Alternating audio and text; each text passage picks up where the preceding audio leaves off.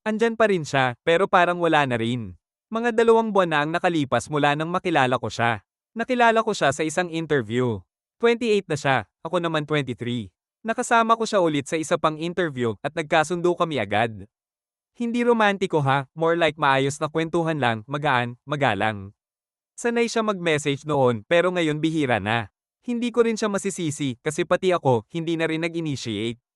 Pero konektado pa rin kami. Wala namang nag-unfriend o nag-block. Wala rin namang di magandang nangyari.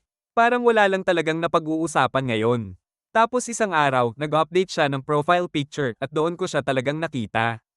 Ang ganda niya. Hindi ko inasahan. Sa totoo lang, noong nagkikita kami, hindi ko siya gaanong napansin. Siguro kasi, hindi ko binigyang pansin noon. Tinawag niya pa akong baby boy, tapos tinawag ko rin siyang mamshi, parang inside joke naming dalawa. Ilang linggo lang ang nakaraan. Tinanong niya kung natuloy ba yung interview na binanggit ko noon.